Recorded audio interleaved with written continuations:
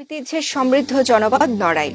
বীরশ্রেষ্ঠ নূর মোহাম্মদ চিত্রশিল্পী এস.এম. সুলতানের নড়াইল জেলা নিয়ে অনেক কারণেই গর্ব করা যায়। এখানে জন্ম নিয়েছেন অনেক বিশ্ববরেণ্য ব্যক্তিত্ব, যারা কাজ করেছেন দেশ ও জাতির কল্যাণে। এখানকার সাধারণ মানুষের পরিশ্রম সমৃদ্ধ করছে দেশের অর্থনীতি। খুলনা বিভাগের অন্যতম জেলা নড়াইল।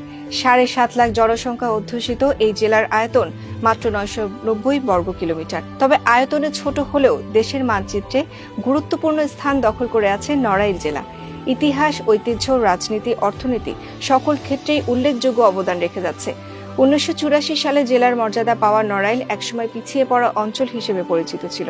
বর্তমানে অবকাঠামোগত উন্নয়ন আর পরিশ্রমের মাধ্যমে সমৃদ্ধি অর্জন করেছে এই জেলা। ধীরে ধীরে এগিয়ে যাচ্ছে অর্থনৈতিকভাবে। ইতিমধ্যে দেশের প্রথম ভিক্ষুকমুক্ত জেলার মর্যাদা পেয়েছে নড়াইল। কৃষি প্রধান নড়াইল জেলা দেশের অর্থনীতির জন্য গুরুত্বপূর্ণ। এখানে ধান, গম, পাট সহ বিভিন্ন ধরনের ফসল বিপুল পরিমাণে উৎপন্ন হয়।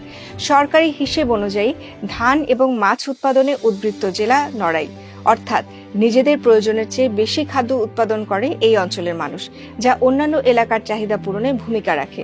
বর্তমানে নড়াইল জেলা বছরে চাল উৎপাদিত হয় প্রায় ৪ লক্ষ মেট্রিক টন, আর মাছ উৎপাদনের পরিমাণ ১৬ থেকে ২০ হাজার টনের মতো, যা জেলার চাহিদার তুলনায় বেশি।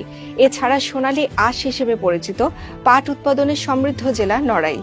এখানকার প্রায় ২৩,০০০ হেক্টর জমিতে পাটের চাষ হয়। গত বছর উৎপাদনের পরিমাণ ছিল ২,৬৮,০০০ বেল। বিগত কয়েক বছরে মধু উৎপাদনে অসামান্য অগ্রগতি অর্জন করেছে নড়াইল।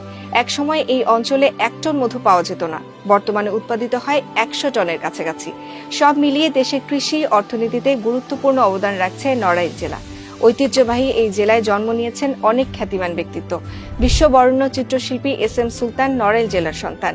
এখানে জন্ম নিয়েছেন বীরশ্রেষ্ঠ নূর মোহাম্মদের মতো অকুতোভয় যোদ্ধা, যার সাহসিকতা আজীবন স্মরণ করবে বাংলাদেশ। দেশের ক্রিকেটের সবচেয়ে জনপ্রিয় অধিনায়ক মাশরাফি বিন মুর্তজাও নড়াইলের সন্তান। শুধু এরাই নন, এখানে জন্ম নিয়েছেন চারণ কবি বিজয় সরকার, নৃত্যশিল্পী উদয় শঙ্কর এবং কথা সাহিত্যিক ডক্টর নিহার রঞ্জন গুপ্তের মতো ব্যক্তিত্ব।